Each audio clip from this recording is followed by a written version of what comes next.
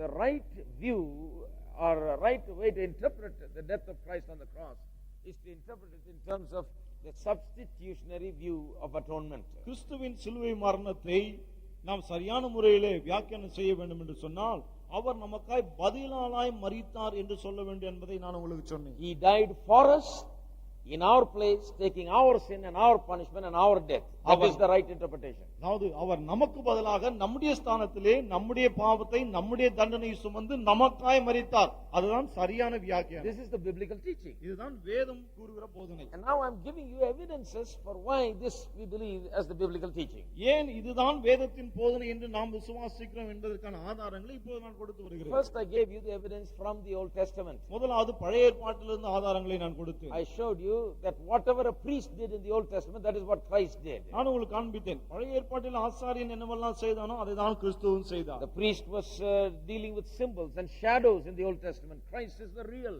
priest and the real sacrifice. பழைய ஏற்பாட்டில் ஆசாரியன் நிழலாட்டங்களாக மாதிரிகளாக காரியங்களை செய்து வந்தான். ஆனால் கிறிஸ்து தான் அவைகளின் நிஜமாய் இருக்கிறார். So I told you that the Old Testament itself teaches that Christ died for us in our place, taking our sin and our punishment. ஆகவே பழைய ஏற்பாடை போதிக்கிறது கிறிஸ்து நம்முடைய ஸ்தானத்திலே நமக்காக நம்முடைய பாவத்தையும் தண்டனையும் சுமந்து மரித்தார் என்பதை. That's the teaching of the Old Testament. அதுதான் பழைய ஏற்பாட்டின் போதனை. Then I came to the New Testament. I showed you many scriptures where clearly it is stated that Christ died for us. பின்பு புதிய ஏற்பாட்டுக்கு வந்து பல வசனங்களை காண்பித்தேன். அந்த வசனங்கள் தெளிவாய் சொல்லுகிறது கிறிஸ்து நமக்காக மரித்தார் என்று. In all of those verses, the two ideas are there: penalty and substitution. அந்த எல்லா வசனங்களிலும் கிறிஸ்து பதிலாய் மரித்தார், தண்டனை சுமந்து மரித்தார் என்பது இருக்கிறது. The bloodshed was there. ரத்தம் சிந்தப்பட்டது அதுவும் இருக்கிறது. That is the New Testament teaching. இதுதான் புதிய ஏற்பாட்டின் போதனை. He died as a result of taking our penalty for our sin.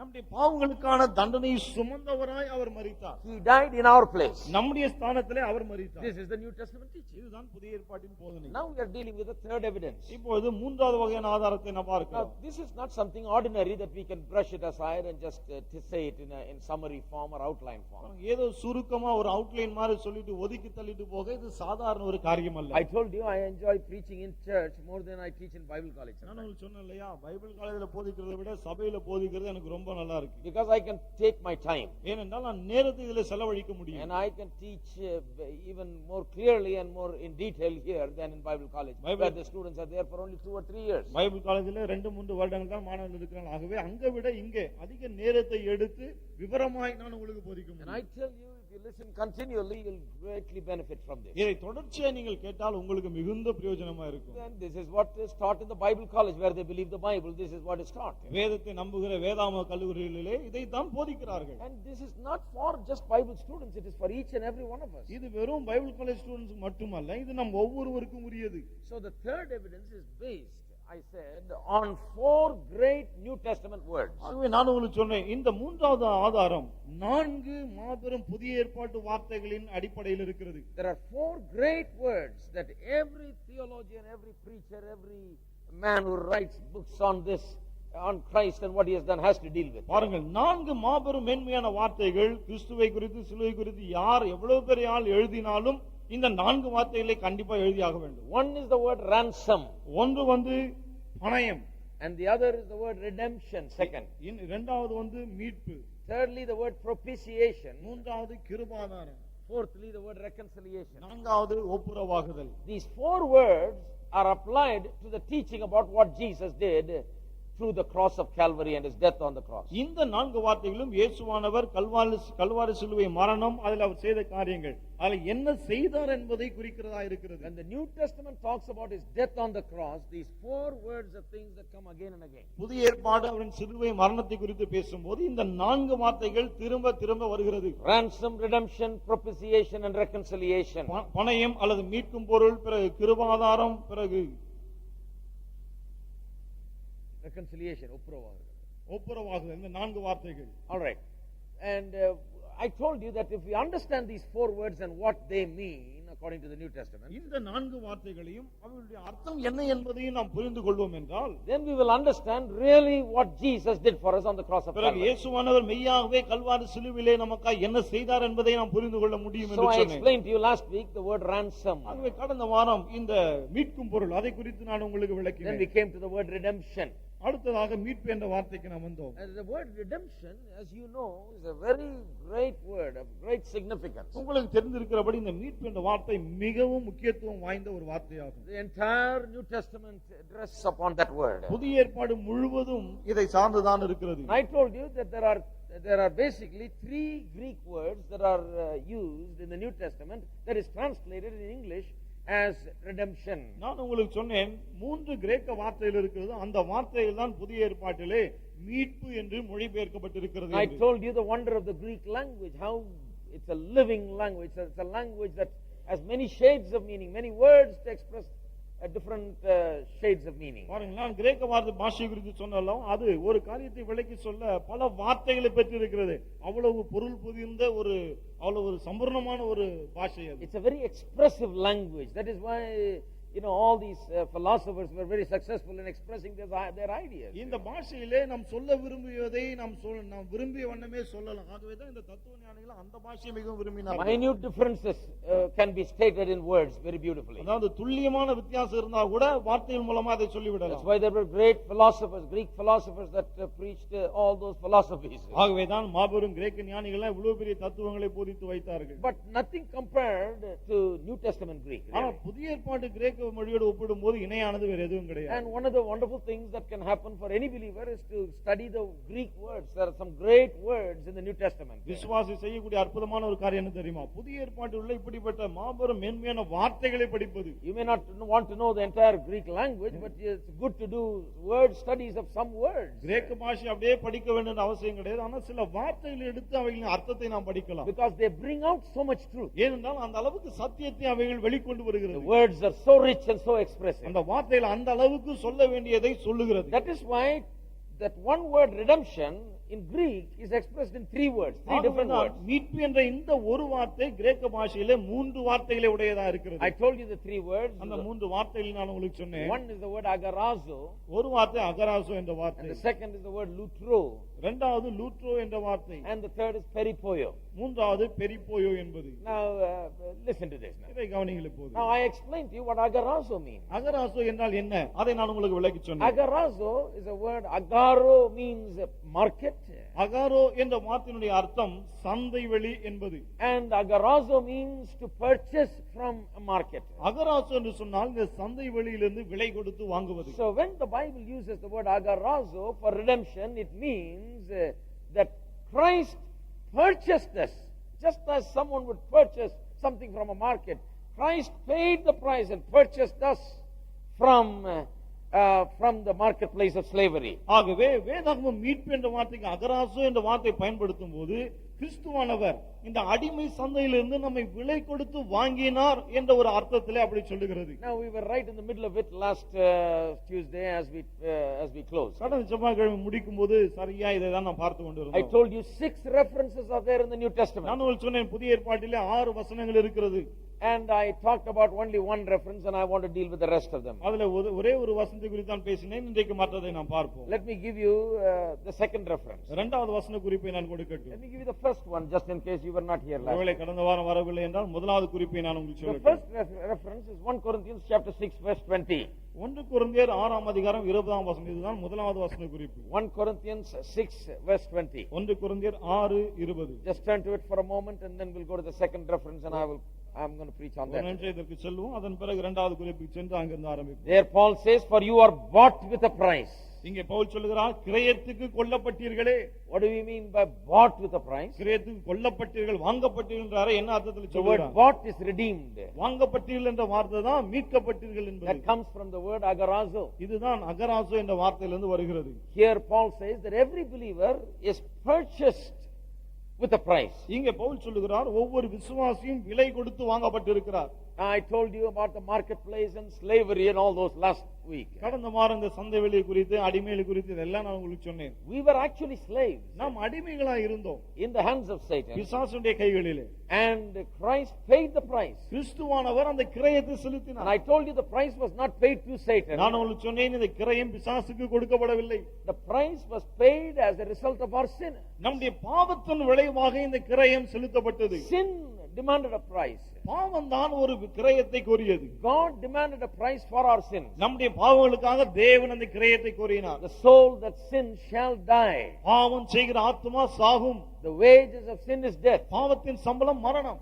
So this is the price. ஆகவே இதுதான் If கிரயம். a man sins, he has to pay the price. ஒரு மனிதன் பாவம் செய்தால் அவன் விலை கொடுக்க வேண்டும். We couldn't pay the price. நம்மால் அந்த விலையை கொடுக்க So முடியவில்லை. Jesus, by his death, paid the price. ஆகவே இயேசுவானவர் தம்முடைய மரணத்தின் மூலமாய் அந்த கிரயத்தை Now செலுத்தினார். the price cannot be paid by any other means other than by his death. பாருங்கள், இந்த கிரயத்தை அவருடைய மரணத்தை தவிர வேறு எதன் மூலமாகவும் செலுத்த முடியாது. Death is the price. மரணம் தான் கிரயம். So Jesus died. ஆகவே இயேசு மரித்தார். This is the biblical teaching. இதுதான் வேதத்தின் போதனை. That is why there is no salvation without the death of Christ. ஆகவே தான் கிறிஸ்துவின் மரணம் இல்லாமல் ரட்சிப்பே கிடையாது. Because nothing else can pay the price for man's sin. ஏனென்றால் மனிதனுடைய பாவங்களுக்காக வேறு எதையும் கிரயமாக செலுத்த முடியாது. Only the death of Jesus on the cross pays the price for man's sin. இயேசு சிலுவையிலே மரித்தாரே, அந்த மரணம் மட்டுமே மனிதனுக்காய் கிரயத்தை செலுத்தக்கூடியதா So இருக்கிறது. by paying the price, ஆகவே கிரயத்தை செலுத்தினது மூலம் not to Satan, பிசாசுக்கு அல்ல, but paying the price as a penalty, ஒரு அபராதமாய்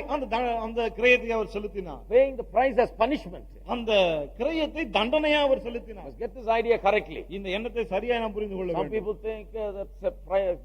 Jesus had to come and pay it to Satan. எல்லாம் நினைக்கிறாங்க இயேசு வந்து பிசாசுக்கு அதை செலுத்த வேண்டியதா இருந்ததுன்னு. Then their minds begin to think about Satan as some big boss sitting there and demanding from God himself. உடனே மனம் சிந்தனை எப்படி போகுது, ஏதோ பிசாசு பெரிய ஒரு பாஸ் மாதிரி இருக்கிறான், தேவன் கிட்டயே இதெல்லாம் கூறுகிறான் அப்படின்னு Jesus நினைக்கிறாங்க. had to come and die and satisfy him. இயேசு வந்து மரித்து இவனை திருப்தி செய்ய வேண்டியதா இருந்தது. It's totally wrong. அது முற்றிலும் தவறு. Satan is nothing. பிசாசு ஒண்ணுமே கிடையாது. Christ had nothing to pay to Satan. பிசாசுக்கு செலுத்த கிறிஸ்துவுக்கு ஒண்ணும் இல்லை. He had to pay the price, the penalty, the punishment. அவர் இந்த தண்டனை, இந்த அபராதம் அதை செலுத்த வேண்டும். That is death. அதுதான் அவருடைய And மரணம். only by his death on our behalf and for us in our place as our substitute can he bring redemption. நம்முடைய சார்பிலே, நம்முடைய ஸ்தானத்திலே நமக்காக அவர் மரிக்கும் போதுதான் அவர் நமக்கு மீட்பை கொண்டு வர All முடியும். right, let's go to the second verse.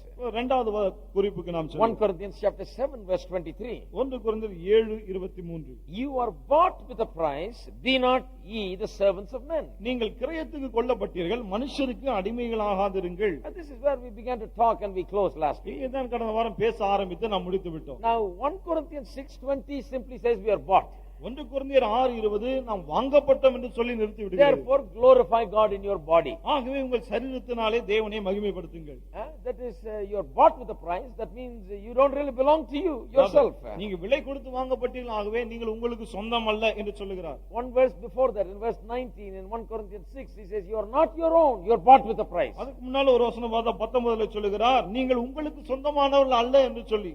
So that verse talks about the implications of being bought in this way by redemption. ஆகவே மீட்பின் மூலமாய் நாம் வாங்கப்பட்டிருக்கிறோம் என்பதை அந்த வசனம் வலியுறுத்துகிறது. What does it mean for us to be redeemed? நாம் மீட்கப்பட்டோம் என்று சொன்னால் என்ன அர்த்தம்? Everybody first lift up your hands and say I am redeemed. எல்லாம் முதல்ல கை ஊத்தி சொல்லுங்க, நான் மீட்கப்பட்டிருக்கிறேன். I am redeemed. நான் மீட்கப்பட்டிருக்கிறேன். But people sing it all the time. மக்கள் பாருங்க எப்ப பார்த்தாலும் இதை When பாடுகிறார்கள். I was a young boy we used to sing I have been redeemed, I have been redeemed. நான் வாலிபனா இருந்தபோது நானும் பாடி இருக்கேன், நான் மீட்கப்பட்டேன், நான் மீட்கப்பட்டேன் என்று. Hardly did I understand what this redemption meant. ஆனால் இந்த மீட்பு என்றால் என்ன அர்த்தம், அதை நான் புரிந்து கொள்ளவே I இல்லை. tell you, I understand absolutely nothing, not even 1% of what it means. பாருங்க அதனுடைய அர்த்தம் என்ன, அதுல 1% கூட நான் புரிஞ்சிக்கல. I understood the rhythm and the tune and I liked it. அந்த ரிதம், அந்த டியூன் இதெல்லாம் புரிஞ்சுதான் அது எனக்கு I knew பிடிச்சது. that redeemed means something good. மீட்கப்பட்டேன்னு சொன்னா இது நல்ல விஷயம் தெரிஞ்சது. But I just did not know anything about what it means. ஆனால் அதனுடைய அர்த்தம் என்ன ஒண்ணுமே தெரியாது. It meant that I no longer belong to myself. இனி நான் எனக்கு சொந்தம் அல்ல, அதுதான் அதனுடைய அர்த்தம். That means I cannot do what I want to. அப்படி என்றால் எனக்கு இஷ்டமானதை நான் செய்ய I முடியாது. belong to someone else நான் இன்னொருவருக்கு சொந்தமானவன். because he has paid the price. ஏனென்றால் அவர் விலை கொடுத்திருக்கிறார். He owns me. அவருக்கு நான் சொந்தமா இருக்கிறேன். I belong to him. நான் அவருக்கு உரியவன். And I must glorify him and I must live for his glory. நான் அவரை மகிமைப்படுத்த வேண்டும், அவருடைய மகிமைக்கென்று வாழ வேண்டும். Now in chapter 7 verse 23, 7:23 it goes one step further. இன்னும் ஒரு அடி செல்கிறார் முன்னேறி. It says you are bought with a price. Don't be servants of men, he says. என்ன சொல்லுகிறார், நீங்கள் கிரயத்துக்கு கொல்லப்பட்டீர்கள், ஆகவே மனுஷருக்கு அடிமைகள் ஆகாதிருங்கள்.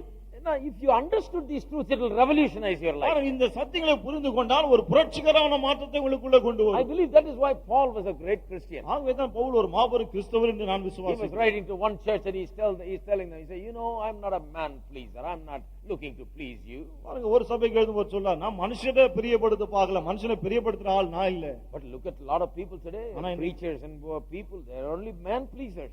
நிறைய மக்களை பாருங்க, மக்களும் சரி, சாதாரண விசுவாசிகளும் சரி, பிரசங்கியாளரும் சரி, மக்கள் மனுஷனை பிரியப்படுத்த They have not பார்க்கிறார்கள். understood redemption. மீட்பை புரிந்து கொள்ளவில்லை. Paul understood it. பவுல் அதை புரிந்து கொண்டார். He says, I am not a man pleaser. அவர் சொல்லுகிறார், நான் மனுஷனை பிரியப்படுத்த The only முயற்சிக்கவில்லை. person I try to please is God. நான் தேவனை மட்டுமே பிரியப்படுத்த He is முயற்சிக்கிறேன். my Lord Jesus Christ. அவர் என்னுடைய கர்த்தராகிய இயேசு கிறிஸ்து. He has bought me with a price. அவர் என்னை விலை கொடுத்து வாங்கி இருக்கிறார். He is my owner now. அவர்தான் என்னுடைய சொந்தக்காரர் இப்போது. He owns me.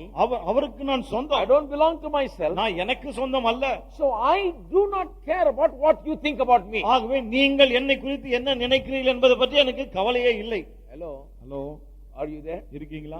I only care about what he thinks about. அவர் என்ன குறித்து என்ன நினைக்கிறார், அதுதான் எனக்கு கவலை. Now listen to this. இத கவனிங்க கொஞ்சம். It will revolutionize your life. இது புரட்சிகரமான மாற்றத்தை உங்களுக்குள்ள கொண்டு Many வரும். times we are depressed and we are sad and we are angry because we are worried about what people think about us. அநேக சமயத்திலே மக்கள் நம்மை குறித்து என்ன நினைக்கிறார்கள் என்ற கவலையிலே நமக்கு ஒரு கோபம், பதட்டம், டென்ஷன் இதெல்லாம் வருகிறது. And I tell you, this is something that we have to reassert again and again about redemption. The truth about redemption must be reasserted and affirmed again and again in our minds and our hearts. இந்த மீட்பை குறித்த சத்தியத்தை நம்முடைய மனதிலும் நம்முடைய இருதயத்திலும் நாம் திரும்ப திரும்ப உறுதிப்பட நாம் கூற வேண்டும். When people talk about you, மக்கள் உங்களை குறித்து பேசும்போது, they say this and that about you. உங்களை குறித்து இதையும் அதையும் சொல்லும்போது, They express their opinion about you. உங்களை குறித்து தங்கள் கருத்துக்களை வெளியிடும்போது, When they don't like you, உங்களை பிடிக்காது என்று சொல்லும்போது, I tell you, my friend, do not be overly concerned about these things. இந்த காரியங்களை பற்றி எல்லாம் ரொம்ப கவலையப்படாதீங்க. Don't be concerned about men. மனிதரை குறித்து கவலைப்பட வேண்டாம். You must live as the servant of God, not as servant of men. மனிதனுக்கு ஊழியம் செய்கிறவனாய் அல்ல, தேவனுக்கு ஊழியம் செய்கிறவராய் நீங்கள் வாழ வேண்டும். Now, don't think it is talking about preachers. பாருங்க, வெறும் பிரசங்கியாரை பற்றி பேசுறது நினைக்காதீங்க. The word ஊழியம் in Tamil is used mostly for preachers today. பாருங்க, ஊழியம் சொன்னா அநேக ஊழியக்காரன் நினைச்சாங்க இன்னைக்கு. According to the Bible, when it says don't be servants of men, that means don't serve men, don't live for men. Don't be a servant of men in the sense that you live for men. மனுஷனுக்கு ஊழியம் செய்ய வேண்டாம் என்று வேதம் சொல்லும். அந்த ஊழியம் என்ற வார்த்தை மனுஷனுக்கு கீழ்ப்பட்டு அவனுடைய பேச்சை கேட்டு அதன்படி நடக்காது, அப்படிதான் சொல்லுகிறது. Even believer, விசுவாசிகள் கூட sometimes is a servant of men. சில சமயத்துல மனிதருக்கு நாம் ஊழியம் They செய்கிறோம், live for men. மனிதருக்காக வாழ்கிறோம். The Bible says, வேதம் சொல்லுகிறது, do not be servants of men. மனுஷனுக்கு அடிமைகளா இருக்க வேண்டாம், ஊழியம் செய்ய வேண்டாம். Be servants of God. தேவனுக்கு ஊழியம் செய்யுங்கள். That means live for God. அப்படி என்றால் தேவனுக்கு என்று வாழுங்கள் என்றால் Live for the glory of God. தேவனுடைய மகிமைக்கு என்று வாழுங்கள். Why? ஏன்? What is the reason?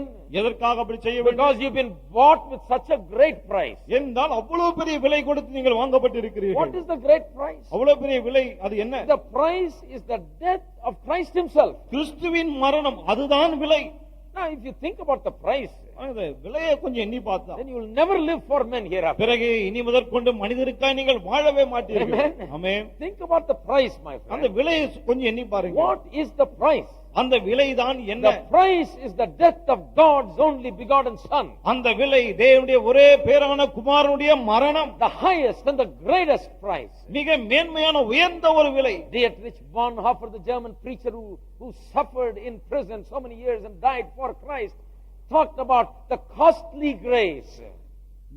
Dietrich Bonhoeffer.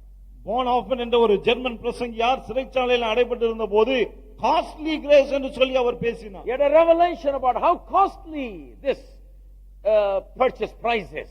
இந்த விலை கிரயம் எவ்வளவு விலை மதிப்பற்றது அதை குறித்து அவர் சொன்னார். Why was he willing to suffer? ஏன் அவர் பாடுபட ஆயத்தமாய் இருந்தார்? Why was he willing to lay down his life, this Dietrich Bonhoeffer? இந்த போன்ஹாஃபர் ஏன் தன்னுடைய உயிரை கூட துச்சமாய் மதித்தார்? Why did he not mind the prison? ஏன் சிறைச்சாலையை குறித்து அவர் கவலைப்படவில்லை? Why did he not mind the price? ஏன் அந்த கிரயத்தை குறித்து கவலைப்படவில்லை? Well, he could have easily gotten out of it if he denied Christ. பாருங்க, கிறிஸ்துவை மறுதலித்திருந்தால் சுலபமாய் ஜெயிலிலிருந்து வெளியே If he வந்திருக்கலாம். denied what he believed, he could have been out. தன்னுடைய விசுவாசத்தை அவர் மறுதலித்திருந்தால் வெளியே வந்துட்டு இருக்கலாம். But he stayed. ஆனால் அவர் அங்கே இருந்தார். Suffered much. அவர் அதிகமாக I கஷ்டப்பட்டார். tell you, my friend, why? நான் உங்களை கேட்கிறேன், ஏன் அப்படி? Because he felt that the price that Christ has paid is far greater than anything, so that he will not listen to men and obey man and live for men. ஏனென்றால் அவர் உணர்ந்தார் கிறிஸ்து செலுத்தின கிரயம் எல்லாவற்றை விட மிக மிக விலையேற பெற்றது. ஆகவே நான் இப்படிதான் இருப்பேன், மறுதலிக்க மாட்டேன் என்று. These days they are talking about, the world is talking about how Christians are converting others and all that. இந்த நாட்கள்ல பாருங்க எப்படி கிறிஸ்தவங்க மற்றவங்கள மதம் மாத்துறாங்க, இதெல்லாம் பேசிட்டு இருக்காங்க. It's a funny thing. வேடிக்கையா இருக்கு இதெல்லாம். Christians run thousands of institutions. கிறிஸ்தவர்கள் ஆயிரக்கணக்கான ஸ்தாபனங்களை இன்றைக்கு வைத்திருக்கிறார்கள். Something like 70,000-80,000 institutions just by Catholics alone. கத்தோலிக்கர்கள் மட்டும் ஏற்கனவே 70,000-80,000 ஸ்தாபனங்களை வைத்திருக்கிறார்கள். And many more thousands of institutions Protestants have. இன்னும் இந்த புராட்டஸ்டன்ட் கிறிஸ்தவர்கள் இன்னும் ஆயிரக்கணக்கான ஸ்தாபனங்களை வைத்திருக்கிறார்கள். More than, I would say, 100,000 institutions, schools, hospitals and mercy homes, orphanages and things like that by Christians. கிறிஸ்தவர்கள் அநாதை இல்லம், கருணை இல்லம், பள்ளிகள், மருத்துவமனை இப்படி 1,00,000க்கு மேல வைத்திருக்கிறார்கள். The beneficiaries are mostly non-Christians. இதனால ஆதாயம் பெறுகிறவர்கள் அதிகமா கிறிஸ்தவர்கள் அல்லாத மக்கள் தான். Now if Christians wanted to convert by giving something, ஏதோ ஒன்று கொடுத்து மக்களை மதம் மாற்ற கிறிஸ்தவர்கள் நினைத்தால், Christianity would be the religion of India today. இன்றைக்கு இந்தியாவுடைய மதமாய் கிறிஸ்தவம் தான் இருக்கும். They have not done that. அதை செய்யல பாருங்க. They have not done that. அப்படி செய்யவில்லை. Because so many thousands received benefits, but they were never required to become Christians. ஆனா ஏனென்றால் நிறைய பேர் ஆதாயம் பெற்றார்கள், ஆனா கிறிஸ்தவங்களா வந்தாதான் இப்படி செய்வோம்னு அவங்க சொல்லல. Those who became Christian, கிறிஸ்தவர்களாய் மாறினவர்கள், most of those who became Christian, அவர் கிறிஸ்தவராய் மாறின அநேகர், they became because they really believed and they were really convinced. அவர் உண்மையாய் உணர்த்துவிக்கப்பட்டார்கள், நம்பினார்கள், அதனால தான் அப்படி They மாறினார்கள். believed the message. அவர்கள் இந்த செய்தியை நம்பினார்கள். That is why many Christians today in India had to leave their homes, get and be denied of their properties and money and even relationships to follow Christ. ஆகவேதான் இன்றைக்கு அநேக கிறிஸ்தவர்கள் பாருங்க, கிறிஸ்துவை பின்பற்ற வேண்டி தங்களுடைய வீட்டை துறக்க வேண்டியிருக்கு, வீட்டுல சொத்து கொடுக்க மாட்டாங்க, சொந்தம் வேண்டாம், உறவு வேண்டாம்னு சொல்லிட்டு வெளியே துரத்துறாங்க. Many have lost their families. அநேக தங்கள் குடும்பங்களை இழந்து போனார்கள் because of Christ. கிறிஸ்துவின் நிமித்தம். My grandmother was raised in an orphanage because of Christ. கிறிஸ்துவின் நிமித்தம் என்னுடைய பாட்டி ஒரு அனாதை ஆசிரமத்தில் வளர்க்கப்பட்டார். Because all of her family were not Christians. என்னுடைய குடும்பம் முழுவதும் கிறிஸ்தவ அல்லாதவர்கள். She was convinced. என்னுடைய பாட்டி உணர்த்துவிக்கப்பட்டார்கள். Convinced about this gospel. இந்த சுவிசேஷத்தை குறித்து. And for this gospel she was willing to lose everything. இந்த சுவிசேஷத்தின் நிமித்தம் எல்லாவற்றையும் துறக்க இலக்காயத்தமா இருந்தார்கள். If Christian people have a revelation about the price that Christ paid, கிறிஸ்து செலுத்திய கிரயத்தை குறித்து ஒரு வெளிப்பாடு கிறிஸ்தவர்களுக்கு உண்டாகும் என்றால், then you won't have Christians that are asking milk powder and rice. பிறகு பால் பவுடரும் அரிசியும் கொடுங்கன்னு கெஞ்சிற கிறிஸ்தவங்க இருக்கவே மாட்டாங்க. There will be Christians who, if you even take away their houses and jobs and everything, they'll say, I'll die for Christ. It doesn't matter. Christ is all I want. வீட்டையும் வேலையும் பிடுங்கி கொண்டாலும் எனக்கு இதை பத்தி கவலை இல்ல, கிறிஸ்து தான் எனக்கு எல்லாம் என்று சொல்லுகிற கிறிஸ்தவர்கள் இருப்பார்கள். That is the kind of Christians we are talking about. இப்படிப்பட்ட கிறிஸ்தவர்களை குறித்து தான் நாம் பேசிக் கொண்டிருக்கிறோம். That is the கொண்டிருக்கிறோம். kind of Christian Paul was. Pavul அப்படிப்பட்ட கிறிஸ்தவராக தான் இருந்தார். I hope that is the kind of Christians that we are. நாம் எல்லாரும் அப்படிப்பட்ட கிறிஸ்தவதான் என்று நான் நம்புகிறேன். We are not here because like one church told the things, he must be given something to the people. That's why you are going there. கிடையாது. ஏதோ ஒரு சபை சொன்னாங்களா, அங்கெல்லாம் போறாங்க, அவங்க ஏதாவது கொடுப்பாங்கன்னு நினைக்கிறோம். அப்படின்னு giving something, ஏதோ கொடுக்குறாங்க, some money, some benefit. ஏதோ லாபம் கிடைக்குது அவங்களுக்கு. I didn't give anything. நான் எதையும் கொடுக்கல. You have come here நீங்க இங்க வரீங்க not for anything. வேற எதற்காகவும் அல்ல. Some of you had to leave and lose certain things in order to gain Christ. உங்களில் ஒரு சிலர் கிறிஸ்துவை ஆதாயப்படுத்திக் கொள்ளும்படிக்கு சில காரியங்களை விட்டுவிட இழக்க வேண்டியதா இருந்தது. You have understood the words of Jesus. What if a man gains the whole world and loses his own soul? மனுஷன் உலகம் முழுவதும் ஆதாயப்படுத்திக் கொண்டு தன் ஜீவனை நஷ்டப்படுத்தினால் லாபம் என்ன? அதை நீங்கள் புரிந்து கொண்டீர்கள். So you are ready to lose the whole world and gain Christ. ஆகவே கிறிஸ்துவை ஆதாயப்படுத்திக் கொள்ள முழு உலகத்தை இழக்க நீங்கள் ஆயத்தம். This is what the Christian faith is. கிறிஸ்தவ விசுவாசம் என்றால் இதுதான் நண்பர்களே. I do not want a convert who comes in for my money or for anything that I can give him.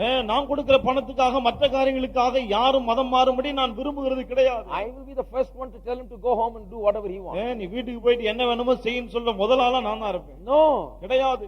We preach about a Christian faith that causes people to live for Christ, realizing the great price he has paid, ready to pay any kind of price. கிறிஸ்து செலுத்திய மாபெரும் கிரயத்தை உணர்ந்து அதற்காக என்ன கிரய வேண்டுமானாலும் செலுத்தக்கூடிய விசுவாசிகளாக இருக்க வேண்டும் என்பதற்காக தான் நாம் இதையெல்லாம் போதிக்கிறோம். A Christian is a person who thinks that even if I die for Christ, that is not equal to his death that he died for me. ஒரு கிறிஸ்தவர் என்ன நினைக்கிறார்? கிறிஸ்துவுக்காய் நான் மரித்தாலும் அது அவர் எனக்காய் மரித்தாரே அதற்கு சமம் அல்ல என்பதை உணர்கிறார். A Christian is one who has a revelation concerning the death of Christ and the cost that is involved in the death of Christ,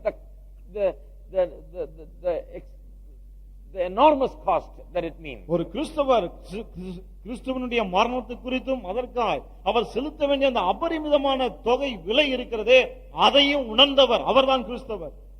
Do you realize that today? இன்றைக்கு நீங்கள் அதை உணர்கிறீர்களா? Do you realize the cost? அந்த விலையை உணர்கிறீர்களா?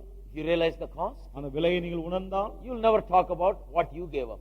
நீங்க என்னத்தெல்லாம் விட்டீங்க அதை பற்றி பேசவே மாட்டீங்க. I never talk about what I gave up. நான் எதெல்லாம் விட்டேன் அதை பற்றி நான் பேசவே What I gave up is nothing compared to what he gave. அவர் என்னத்தை கொடுத்தாரோ அதோடு ஒப்பிடும்போது நான் விட்டு விட்டதெல்லாம் ஒண்ணுமே கிடையாது. No, I am one who has gained. He is the one that gave.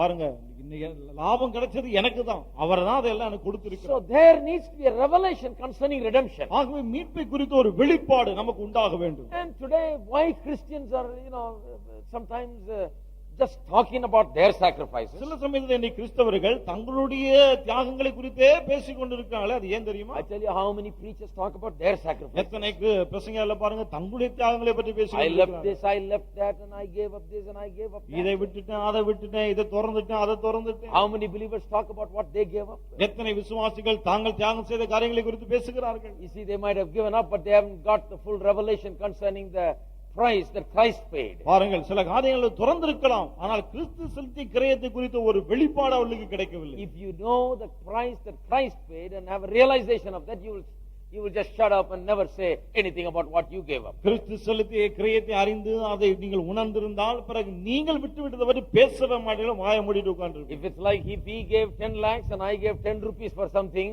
I would just shut up, பாருங்க, இவர் 10 லட்சம் ஒரு காரியத்துக்கு நான் 10 ரூபாய் கொடுத்தேன்னா நான் 10 ரூபாய் கொடுத்தா நான் வாயை மூடிட்டு உட்கார்ந்திருப்பேன். இவர் ஒரு நல்ல காரியத்துக்கு 10 லட்சம் கொடுத்திருக்காரு, நான் 10 ரூபாய் கொடுத்திருக்கேன், நான் போய் நான் 10 ரூபாய் கொடுத்தேன் 10 ரூபாய் கொடுத்தேன்னு சொல்லிட்டு வருவேனா? அசிங்கம். Are you there? இருக்கீங்களா? That is why we don't talk about it. ஆகவே தான் அதை பற்றி நாம் பேசுவதில்லை. Because our minds and hearts are filled with the revelation concerning the price that he paid. ஏனென்றால் அவர் செலுத்திய கிரயத்தை குறித்த ஒரு வெளிப்பாட்டினாலே நம்முடைய உள்ளமும் மனமும் நிறைந்திருக்கிறது. And also there is a dedication, a consecration to live for him because of the realization of the costly price that he paid. இவ்வளவு விலையேறப்பட்ட கிரயத்தை செலுத்தி இருக்கிறாரே, அது நிமித்தம் நாம் தேவனுக்கு நம்மை அதிகமாக அர்ப்பணித்து பிரதிஷ்டை செய்து வாழ்கிறோம். And there is an abandonment where we don't care what men think about us. Ultimately it is God that we care about. அது மட்டுமல்ல, மனிதன் நம்மை குறித்து என்ன நினைத்தால் என்ன, தேவன் என்ன நினைக்கிறார், அப்படிப்பட்ட ஒரு எண்ணத்துக்கே நாம் வந்து We are விடுகிறோம். not men pleasers, we are God pleasers. நாம் மனிதனை பிரியப்படுத்த பார்ப்பதில்லை, தேவனை பிரியப்படுத்த And பார்க்கிறோம். we live to accomplish the will and the plan and the purpose of God. பிறகு தேவனுடைய சித்தத்தை, திட்டத்தை, நோக்கத்தை இவற்றை நிறைவேற்றும்படி நாம் வாழ்கிறோம். Are you there? இருக்கீங்களா?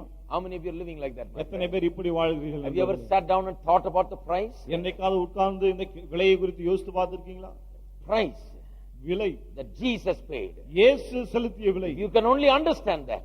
இதை மாத்திரம் நீங்கள் புரிந்து கொண்டால் Then you will become a Christian who is ready and willing to pay any price to keep the faith. பிறகு இந்த விசுவாசத்தை காத்துக்கொள்ள எவ்வளவு என்ன விலை வேண்டுமானாலும் செலுத்தக்கூடிய ஒரு கிறிஸ்தவராய் நீங்கள் இருப்பீர்கள். Today people are saying, oh, what are people are going, we are coming into difficult times, brother. இன்னைக்கு மக்கள் சொல்றாங்க, ஐயோ என்ன ஆகுது இல்ல, ரொம்ப கஷ்ட காலத்துக்குள்ள நாம வர்றோம். Difficult times for Christians. கிறிஸ்தவங்களுக்கு ரொம்ப கஷ்ட காலம் இது. I don't know how we are going to hold up. எப்படி நாம இருக்க போறோம் தெரியலையே, தாக்கு பிடிக்க போறோம். What do you mean how we are going to hold up? எப்படி தாக்கு பிடிக்க போறோம்னா என்ன I அர்த்தம்? tell you, we'll hold up till the end. கடைசி வரை தாக்கு பிடிப்போம். Nothing can separate us from the love of Christ. கிறிஸ்துவின் அன்பை விட்டு எதுவும் நம்மை பிரிக்க முடியாது. We are sold out for Christ. கிறிஸ்துவுக்கு நாம் விற்கப்பட்டு He விட்டோம். paid the greatest price. அவர்தான் மிகப்பெரிய கிரயத்தை We are செலுத்தினார். not for sale. நாம் விலைக்கு வந்தவர்கள் அல்ல இப்போது. Nobody can have us. யாரும் நம்மை விலை கொடுத்து வாங்க முடியாது இப்போது. So this is something that we need to really get a revelation concerning. ஆகவே இதை குறித்த ஒரு வெளிப்பாடு மெய்யாகவே நமக்கு உண்டாக வேண்டும். All right. சரி. Now then we talked about exagorazo a little bit. பிறகு எக்ஸாகராசோ குறித்து நாம கொஞ்சம் பார்த்தோம். But I didn't really get into it. அத என்ன ஆழ்ந்து சொல்லவில்லை உங்களுக்கு. But before we get into it, let's go to 2 Peter chapter 2 verse 1. அதை பார்ப்பதற்கு முன்பதாக 2 பேதுரு 2:1க்கு நாம் செல்லுவோம். 2 Peter chapter 2 verse 1. 2 பேதுரு 2:1. There were false prophets. This is a third reference when it comes to agarazo. அகராசோ என்ற வார்த்தைக்கு இது மூன்றாவது வசன குறிப்பு. 2 Peter 2:1. 2 பேதுரு 2:1. There were false prophets also among the people, even as there shall be false teachers among you, who privily shall bring in damnable heresies, even denying the Lord that bought them, and bring upon themselves swift destruction. கள்ளத்தீர்க்கதரிசிகளும் ஜனங்களுக்குள்ள இருந்தார்கள், அப்படியே உங்களுக்குள்ளும் கள்ளப்போதகர்கள் இருப்பார்கள். அவர்கள் கேட்டுக்கேதுவான வேத புரட்டுகளை தந்திரமாய் நுழைய பண்ணி தங்களை கிரயத்துக்கு கொண்ட ஆண்டவரை மறுதலித்து தங்களுக்கு தீவிரமான அழிவை வருவித்துக் கொள்வார்கள். Once again the word bought is there. மறுபடியும் இந்த கிரயத்துக்கு கொண்ட ஆண்டவர், அந்த கொண்ட வாங்கப்பட்ட என்ற வார்த்தை வருகிறது. That is redemption. அதுதான் மீட்பு. That's agarazo. அதுதான் அகராசு என்ற வார்த்தை. Now look at what Peter is saying about this being purchased by Christ by paying a price. கிறிஸ்து விலை கொடுத்து வாங்கினார் என்பது குறித்து பேதுரு என்ன சொல்லுகிறார் என்று பார்ப்போம். He is talking about some false teachers அவர் சில கள்ள போதகர்களை குறித்து பேசுகிறார். who are teaching wrong things. அவர்கள் தவறான காரியங்களை And போதிக்கிறார்கள். one of the things that they are teaching wrongly is concerning the fact that Christ bought us and purchased us. அவர்கள் தவறாய் போதித்த காரியங்களில் ஒன்று என்ன? கிறிஸ்து நம்மை விலை கொடுத்து வாங்கினாரே அதை குறித்து. The doctrine of redemption is not right. மீட்பின் உபதேசமாக சரியில்லை. Now I told you about the many wrong views of atonement. பாருங்கள், பாவ நிவாரணத்தை குறித்த பல தவறான எண்ணங்களை நான் உங்களுக்கு சொன்னேன். Told you about the many false teachers that are there in the world that are teaching all kinds of things about what happened on the cross. சிலுவையிலே என்ன நடந்தது என்பது குறித்து பல போதகர்கள் பிரசங்கியார்கள் தவறாய் போதிக்கிறார்கள் என்பதை நான் உங்களுக்கு சொன்னேன். All interpreting it in a wrong way. எல்லாருமே தவறாக வியாக்கியானம் செய்கிறார்கள். Denying the fact that Christ died for us in our place, taking our penalty for our sins. கிறிஸ்து நம்முடைய பாவங்களுக்குரிய தண்டனை சுமந்து நம்முடைய பாவங்களை சுமந்து நம்முடைய ஸ்தானத்தில் மரித்தார் என்ற சத்தியத்தை மறுதலிக்கிறார்கள். In those days, in Peter's days, there was people doing that. அவர்கள் பேதுருவின் நாட்களிலே இப்படி செய்த ஆட்கள் இருந்தார்கள். And Peter calls those heresies damnable heresies. இப்படிப்பட்ட கள்ள போதகர்களை கேட்டுக்கேதுவான வேத புரட்டுகள் என்று அவர் அழைக்கிறார். Damnable heresies. கேட்டுக்கேதுவானது அது. Denying the Lord that bought them. தங்களை கிரயத்துக்கு கொண்ட ஆண்டவரை மறுதலிக்கிறார்கள். Then he says they bring upon themselves swift destruction. எனக்கு சொல்லுகிறார், தீவிரமான அழிவை வருவித்துக் கொள்ளுகிறார்கள். Tremendous words. பயங்கரமான வார்த்தைகள் பாருங்க. You know, some of these false heresies are being taught in churches today. இன்றைக்கும் சபைகளிலே இப்படிப்பட்ட சில கள்ள போதனைகள் போதிக்கப்படுகிறது. Denying the fact that Christ paid the price and bought us. கிறிஸ்து கிரயத்தை செலுத்தி நம்மை விலை கொடுத்து வாங்கினார் என்ற சத்தியத்தை மறுக்கிறார்கள். I had a preacher tell me when I was a student in Bible college, tell me that, not in the Bible college, somewhere else, a preacher told me that Christ did not pay the price. That's not the meaning of his death. பாருங்கள், நான் ஒரு இடத்துல பிரசங்கத்தை கேட்ட ஒரு பிரசங்கியார் சொன்னார், கிறிஸ்து விலை கொடுத்து எப்படி அவர் 2000 வருஷத்துக்கு முன்னாடி ரத்தத்தை சிந்தி அந்த ரத்தம் இப்போ என்ன கழுவுது? எப்படி அது? I don't believe it, he said. நான் இதை நம்பவில்லை. I don't believe that Jesus died for me. இயேசு எனக்காய் மரித்தார் என்பதை நான் நம்ப மாட்டேன். I don't believe that he shed his blood for me. எனக்காய் ரத்தம் சிந்தினார் என்பதை நான் நம்ப மாட்டேன். The blood shed is important because when the blood is shed, that means life was given. பாருங்க, ரத்தம் சிந்தப்படுவது முக்கியம். ஏன் சொன்னா ரத்தம் சிந்தப்படும் போது தான் உயிர் போகிறது. Life is in the blood, the Bible says. ஏனென்றால் வேதம் சொல்லுகிறது உயிர் ரத்தத்தில் இருக்கிறது. So when the blood was shed, it meant that life has come out. ஆகவே ரத்தம் சிந்தப்பட்ட போது அர்த்தம் என்ன? உயிர் போய்விட்டது. Not just blood was poured, life was poured. வெறும் ரத்தம் சிந்தப்பட்டது என்று கிடையாது, உயிரே சிந்தப்பட்டது. And that is why that thing is fulfilled. The wages of sin is death is fulfilled by that. ஆகவே தான் பாவத்தின் சம்பளம் மரணம் என்ற அந்த வார்த்தை அங்கு நிறைவேறியது. That is why it is all so important. ஆகவே தான் இதெல்லாம் அவ்வளவு முக்கியம். This man says, no, I don't believe that. ஆனா இவர் சொல்றார், இதெல்லாம் நான் நம்ப மாட்டேன். No. இதெல்லாம் நம்ப மாட்டேன். That is not the meaning of Christ's death. கிறிஸ்துவின் மரணத்தினுடைய அர்த்தம் இதுவல்ல. Then what is the meaning? அப்படினா அதனுடைய அர்த்தம் என்ன? He died as our example. நம்முடைய மாதிரி, முன்மாதிரியாய் அவர் மரித்தார். How we should sacrifice ourselves for good causes. எப்படி நல்ல விஷயங்களுக்கு நம்ம நாமே தியாகம் பண்ண வேண்டும் என்று காண்பித்தார். Die like any other great man. சில மகான்கள் மரிக்கிறாங்க அந்த மாதிரி. That puts Jesus on par with all other great men who died. இது இயேசுவை மரித்த மற்ற பெரிய ஆட்கள் மகான்களோடு அந்த வரிசையில வைத்து விடுகிறது. He says that's all he was. அவர் சொன்னா இயேசு அவ்வளவுதான், அதுக்கு மேல கிடையாது. His death was not as my substitute for my sins, taking my penalty, dying my death. அவர் என்னுடைய ஸ்தானத்திலே எனக்கு பதிலாக என்னுடைய பாவத்தின் தண்டனையை சுமந்து மரித்தார் என்று கிடையாது. And Peter calls it damnable heresies which will bring swift destruction. பேதுருவை கேட்டுக்கேதுவான கள்ள உபதேசம் என்றும் அப்படிப்பட்டவர்கள் தீவிரமான அழிவை வருவித்துக் கொள்வார்கள் என்று சொல்லுகிறார். But in Indian churches if you go, many people are not even aware that some things like this exist. இந்திய சபைகளில் போய் பாத்தீங்கன்னு சொன்னா இப்படிப்பட்ட காரியம் இருக்குன்னே நிறைய பேருக்கு தெரியாது. From many pulpits this is the kind of thing that is spoken. அநேக பிரசங்க பீடங்களிலிருந்து இப்படிப்பட்ட காரியங்களை தான் போதிக்கிறார்கள். Many seminaries teach only this kind of அநேக செமினரிகளிலே இப்படி தான் போதிக்கிறார்கள். He died as our example. நம்முடைய முன்மாதிரியாய் அவர் மரித்தார். Let us follow his example. அவருடைய முன்மாதிரி மாதிரியை நாம் so பின்பற்றுவோம். that we may also die for good causes. ஆகவே நாம் கூட நல்ல விஷயங்களுக்காக மரிப்போம். So our death and his death is no different. ஆகவே No நம்முடைய difference between the two deaths. ஆகவே நம்முடைய மரணத்துக்கும் அவருடைய மரணத்துக்கும் வித்தியாசமே இல்லாமல் Let's போய்விடுகிறது. live like him. அவரை போல நாம் வாழ்வோம். No, his death is unlike any other death. கிடையாது. அவருடைய மரணம் மற்ற எல்லாருடைய மரணத்தை போல அல்ல. It's unique death. அது தனித்தன்மை It வாய்ந்தது. was a death for humanity in their place as their substitute. அவர் மரித்தது மனுக்குலத்துக்காக, மனுக்குலத்தின் சார்பிலே மனுக்குலத்துக்காக அவர் மரித்தார்.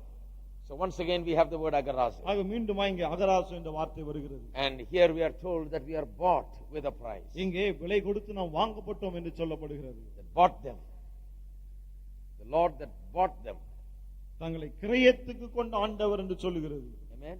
ஆமென். Because he bought them with such a costly price. அவர் அவ்வளவு விலை கொடுத்தவளை வாங்கினபடியினாலே The Lord hates these false heresies and the preachers of those false heresies. இந்த கள்ள போதகங்களையும் அவைகளை போதிக்கிற மக்களையும் கர்த்தர் வெறுக்கிறார். Now turn with me to Revelation 5. வெளிப்படுத்தல் 5ஆம் அதிகாரத்துக்கு This is the நாம் third reference to the word agarazo. அகராசு என்ற வார்த்தைக்கு மூன்றாவது ரெஃபரன்ஸ் இது. Revelation chapter 5. வெளிப்படுத்தல் 5ஆம் அதிகாரம் Verse 9. 9ஆம் வசனம். Chapter 5 verse 9. 5:9. And they sung a new song, saying, Thou art worthy to take the book and to open the seals thereof. For thou wast slain and hast redeemed us to God by thy blood, out of every kindred and tongue and people and nation. தேவரீர் புஸ்தகத்தை வாங்கவும் அதன் முத்திரைகளை உடைக்கவும் பாத்திரராய் இருக்கிறீர். ஏனெனில் நீர் அடிக்கப்பட்டு சகல கோத்திரங்களிலும் பாஷைக்காரரும் ஜனங்களிலும் ஜாதிகளும் இருந்து எங்களை தேவனுக்கென்று உம்முடைய இரத்தத்தினாலே மீட்டுக்கொண்டு. Now this is a wonderful picture here. இது ரொம்ப அற்புதமான ஒரு காட்சிங்க. John sees a great revelation. யோவான் மிகப்பெரிய ஒரு வெளிப்பாட்டை இங்க பார்க்கிறான். He sees heaven singing a new song. பரலோகம் ஒரு புதிய பாடலை பாடுகிறதை அவன் பார்க்கிறான். What is the song about? அந்த பாடல் எதை குறித்தது? It is a song of redemption. அது ஒரு மீட்பை குறித்த பாடலா இருக்கிறது. They are singing, saying, Thou hast redeemed us to God by thy blood. உம்முடைய இரத்தத்தினாலே தேவனுக்கு எங்களை மீட்டுக் கொண்டீர் என்று பாடுகிறார்கள். Now this thing about how he redeemed us with his blood is so important that it must be incorporated in every song that we sing. அவர் தம்முடைய இரத்தத்தினாலே நம்மை மீட்டுக் கொண்டார் என்பது அவ்வளவு முக்கியமானது. நம்முடைய பாடல் எல்லாவற்றிலும் அது காணப்பட வேண்டும். It must be the basis of all our songs. நம்முடைய எல்லா பாடலுக்கும் அடிப்படை அதான் இருக்க வேண்டும். That we have been purchased by the price of his blood. அவருடைய இரத்தம் விலை கொடுக்கப்பட்டு விலையாய் கொடுக்கப்பட்டு நாம் வாங்கப்பட்டோம். அது இருக்க வேண்டும். That is why I believe even the songs we sing are so important. ஆகவேதான் நான் என்ன நம்புகிறேன், நாம் பாடுகிற பாடல்களும் முக்கியமானது. Many times people believe wrong because they have been singing wrong. பல சமயங்களிலே மக்கள் தவறாய் நம்புகிறார்கள். ஏனென்றால் தவறாய் பாடுகிறார்கள். Last Sunday night I told you கடன் ஞாயிற்றுக்கிழமை ராத்திரி சொன்னேன் இல்லையா நான், how people have literally chased down poverty and embraced poverty by singing these songs with great fondness. இவ்வளவு மிகுந்த விருப்பத்தோடு இப்படிப்பட்ட பாடல மக்கள் பாடி அந்த தரித்திரத்தை தொடர்ந்து இவங்க போய் அதை அப்படியே பிடிச்சிருக்காங்க. Singing wrong kinds of songs. தவறான பாடல்களை பாடுவதன் மூலமாய். I tell you my friend, நான் உங்களுக்கு சொல்லட்டும், sing the right song. சரியான பாடலை The right song is about how Jesus died for us. சரியான பாடல் எது? இயேசு நமக்காக எப்படி மரித்தார், how he redeemed us, எப்படி நம்மை மீட்டார், how with his blood he paid the price, எப்படி நம்முடைய இரத்தத்தினாலே அவர் கிரயத்தை how he செலுத்தினார், has redeemed us to God, எப்படி தேவனுக்கு நம்மை மீட்டுக் கொண்டார். Amen. Amen. Are we singing those songs? நாம் அப்படிப்பட்ட பாடல்களை பாடுகிறோமா? We got to, here the death of Christ is specifically mentioned as the price that is paid. இங்கே செலுத்தப்பட்ட கிரயம் கிறிஸ்துவின் மரணம் என்பது தெள்ளந்தெளிவாய் சொல்லப்படுகிறது. It says you have redeemed us with thy blood. உம்முடைய இரத்தத்தினாலே மீட்டுக் கொண்டு என்று சொல்லுகிறது. Salvation is only through that. ரட்சிப்பு அதன் மூலமாய் மட்டுமே வருகிறது. Death of Christ is specifically mentioned as the price. கிறிஸ்துவின் மரணம் தான் விலை என்பது குறிப்பாய் சொல்லப்படுகிறது. False teachers and false prophets dislike it. They say no, it was only an example. கள்ள போதகர்களும் கள்ள தீர்க்கதரிசிகளும் கிடையாது, அவருடைய மரணம் வெறும் ஒரு மாதிரி என்று தான் சொல்லுகிறார்கள். No my friend, கிடையாது you நண்பர்களே. cannot have a relationship with God without the shed blood. சிந்தப்பட்ட ரத்தம் இல்லாமல் தேவனோடு கூட ஒரு உறவு ஏற்பட முடியாது நமக்கு. That cannot be. முடியவே முடியாது. That is why these churches and people that preach that kind of thing have no born again experience. They have no relationship with God. ஆகவேதான் இப்படிப்பட்ட காரியங்களை போதிக்கிற சபைகளை பாருங்கள், மக்களுக்கு மறுபடியும் பிறக்கிற அனுபவம் இருக்காது, தேவனோடு ஒரு உறவு இருக்காது. They don't know God. தேவனை அறியாமல் They இருப்பார்கள். simply preach some doctrine, some believe something. ஏதோ அவங்க நம்புகிற சில காரியங்களை, சில உபதேசங்களை போதிப்பார்கள். They believe some ritual and do some rituals and ceremonies. சில சடங்குகளை நம்பி சில சடங்குகளை ஆச்சாரங்களை செய்வார்கள். I will tell you, if you believe on that doctrine, you cannot have a relationship with God. நான் உங்களுக்கு சொல்லட்டும், அந்த உபதேசங்களை நீங்க நம்பினால் தேவனோடு உங்களுக்கு ஒரு உறவு உண்டாக முடியாது. Because there cannot be a relation without the bloodshed. ஏனென்றால் சிந்தப்பட்ட ரத்தம் இல்லாமல் உறவு ஏற்பட முடியாது. Relationship with God is only possible when you believe that Jesus died your death. His life was poured out when His blood was poured out. He died for you so that now you may go to God. இயேசு எனக்காய் மரித்தார், அவருடைய ரத்தம் கீழே சிந்தின போது உயிர் போனது என்பதை நீங்கள் விசுவாசிக்கும் போதுதான் தேவனோடு கூட ஒரு உறவு உங்களுக்கு உண்டாக முடியும். You believe that it is your death. அது என்னுடைய மரணம் என்று நீங்கள் He took விசுவாசித்தால் it.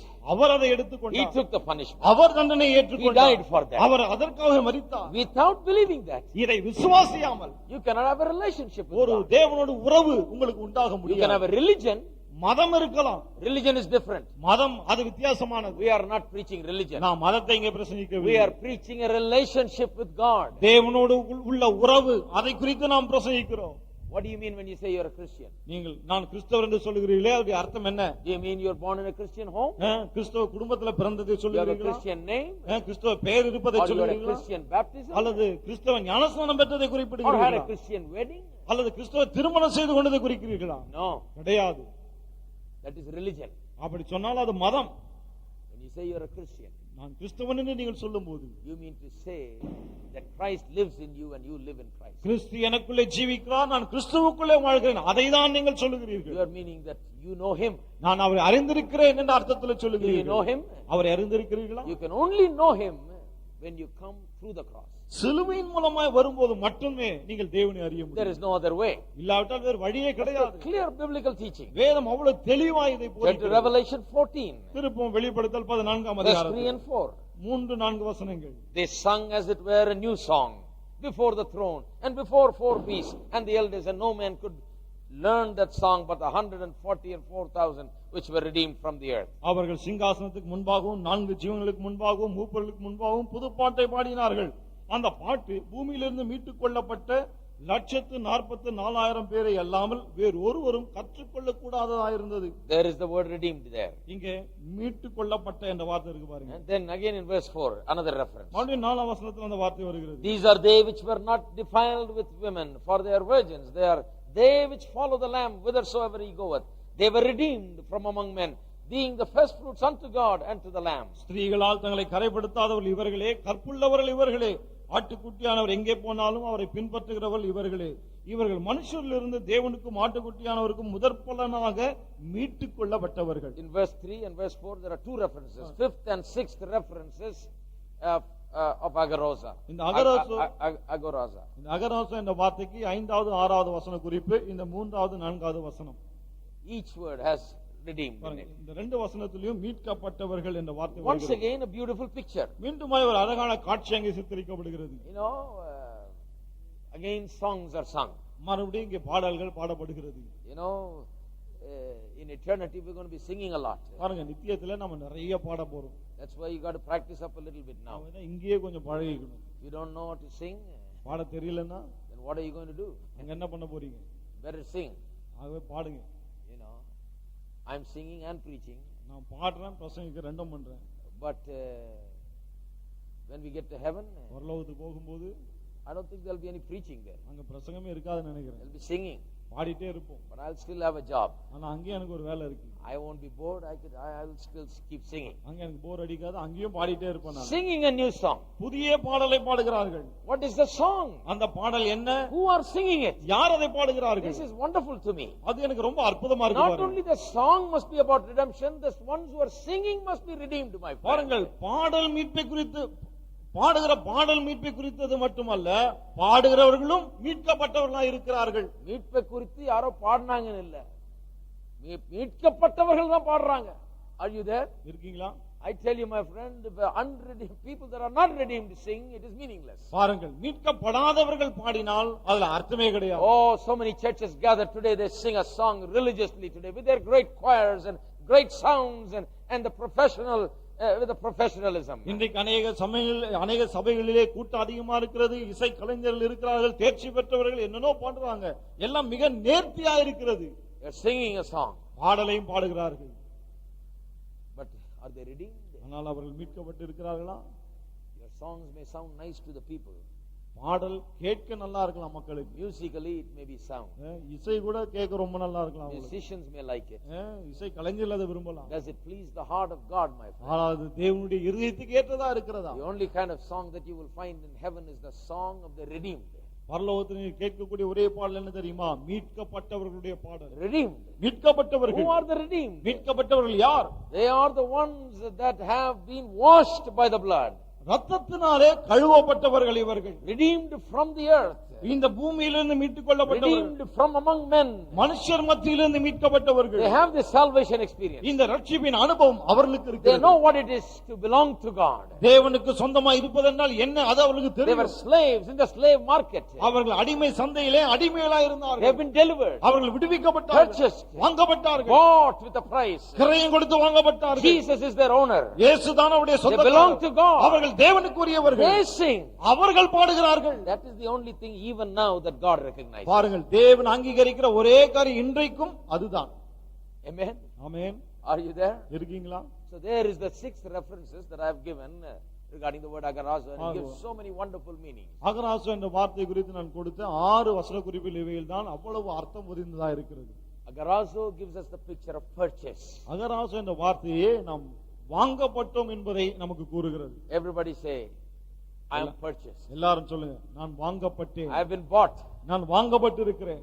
Purchased with a price. நான் விலை கொடுத்து வாங்கப்பட்டிருக்கிறேன். Belong to Christ. நான் கிறிஸ்துவுக்கு உரியவன். That is what agarazo means. அகராசு என்று சொன்னால் அதுதான். Now in that word agarazo there is a slightly different word also. இந்த அகராசு என்ற வார்த்தையில கொஞ்சம் வித்தியாசமான ஒரு வார்த்தை. There is a variant which is exagarazo. பாருங்க, அதுல இன்னொரு கொஞ்சம் மாறி வர வார்த்தை என்னன்னா எக்ஸ் அகராசு என்பது. Let me pay attention to it in next 5 minutes and then we'll close. அடுத்த 5 நிமிஷத்துல இது குறித்து பார்த்து நாம் முடிப்போம். Exagarazo is agarazo but it's slightly different. X அகராசு என்பது அகராசு தான், ஆனா இது கொஞ்சம் வித்தியாசமா The இருக்கு. word ex, the letters ex is added before agarazo. பாருங்க, இந்த அகராசு என்ற வார்த்தைக்கு முன்னால எக்ஸ் என்ற வார்த்தை சேர்க்கப்படுகிறது, எழுத்து This சேர்க்கப்படுகிறது. prefix ex, x means out of.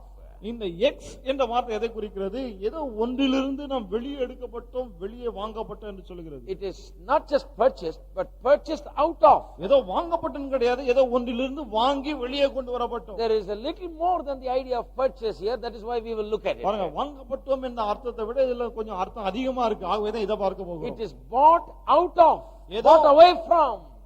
வாங்கப்பட்ட என்று மட்டும் கிடையாது, வாங்கி வெளியே கொண்டு வரப்பட்டோம். And there are 4 references in the New Testament of exagarazo, for exagarazo. எகராசோ என்ற வார்த்தைக்கு புதிய ஏற்பாட்டில் 4 வசனங்கள் இருக்கிறது. And 2 of them refer to our redemption in and through Christ Jesus and the cross of Calvary. அதுல 2 வசனங்கள் கல்வாரி சிலுவையின் மூலமாய் கிறிஸ்துவின் மூலமாய் நமக்கு உண்டான மீட்பை குறித்து பேசுகிறது. 2 other verses refer to something else. இன்னும் 2 வசனங்கள் மற்ற காரியங்களை குறிக்கிறது. But regarding the cross there are 2 references. ஆனால் சிலுவை குறித்து 2 வசன குறிப்புகள் The இருக்கிறது. first reference is Galatians chapter 3 verse 13. முதலாவது வசன குறிப்பு கலாத்தியர் Galatians 3:13. கலாத்தியர் 3:13 இருக்கிறது. It's a wonderful reference. We need to look at it for just a moment. அற்புதமான ஒரு வசனம், நம்ம ஒரு நிமிஷம் இதை பார்ப்போம். Okay, and the second reference is Galatians itself in 4 verse 5. இரண்டாவது வசன குறிப்பும் கலாத்தியர்ல இருக்கு, 4ஆம் அதிகாரம் 5ஆம் வசனம். First let us look at Galatians 3 முதலாவது 3ஆம் அதிகாரத்தை பார்ப்போம். and verse 13. 13ஆம் வசனம். Christ hath redeemed us from the curse of the law, being made a curse for us, for it is written, cursed is everyone that hangeth on a tree. மரத்திலே தூக்கப்பட்ட எவனும் சபிக்கப்பட்டவன் என்று எழுதியிருக்கிறபடி கிறிஸ்து நமக்காக சாபமாகி நியாயப்பிரமாணத்தின் சாபத்திற்கு நம்மை நீங்களாக்கி மீட்டுக் கொண்டார். This is a verse that is absolutely loaded. பாருங்க, இந்த வசனத்துல அவ்வளவு அர்த்தம் இருக்கு. Christ has redeemed us. கிறிஸ்து நம்மை மீட்டுக் கொண்டார். Redeemed us from the curse of the law. நியாயப்பிரமாணத்தின் சாபத்திலிருந்து மீட்டுக் கொண்டார். This time the Greek language uses a little different word than agarazo. It is exagarazo. இந்த இடத்துல மீட்பு வரும்போது கிரேக்க பாஷையிலே அகராசோ என்று சொல்லாமல் எக்ஸாகராசோ என்று சொல்லுகிறது. The rich Greek language is used to differentiate and show the meaning more,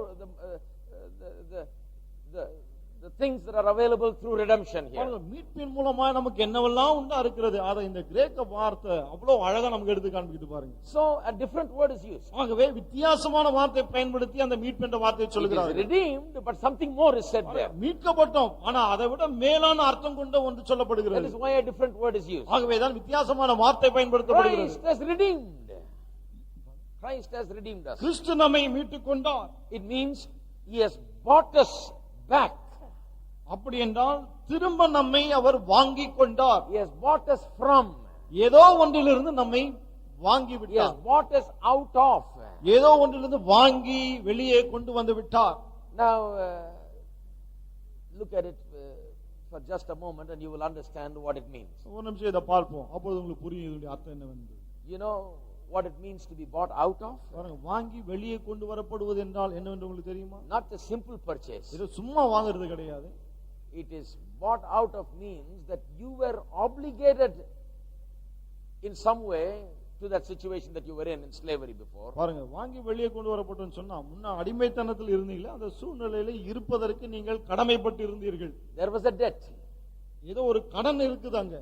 You were obligated to it. நீங்க அந்த கடனை செலுத்தியாக வேண்டும். The curse of the law demanded curse upon you. பாருங்க, நியாயப்பிரமாணத்தின் சாபம், நியாயப்பிரமாணம் நீங்கள் சபிக்கப்பட்டவர் என்று சொல்லுகிறது. Every person is under the curse of the law. ஒவ்வொரு மனிதனும் நியாயப்பிரமாணத்தின் சாபத்திற்கு கீழே இருக்கிறான். Simply because no man has obeyed the law of God perfectly. காரணம் என்ன? தேவனுடைய பிரமாணத்துக்கு ஒரு மனிதனும் அவ்வளவு பூரணமாய் கீழ்ப்படியவில்லை. Because everyone is a transgressor of the law. ஏனென்றால் ஒவ்வொருவனும் நியாயப்பிரமாணத்தை மீறுகிறவனாய் இருக்கிறான். Because of that, அதன் நிமித்தம் everyone is under a curse. ஒவ்வொருவரும் சாபத்தின் கீழாய் இருக்கிறார்கள். Curse of the law. நியாயப்பிரமாணத்தின் சாபத்தின் கீழே.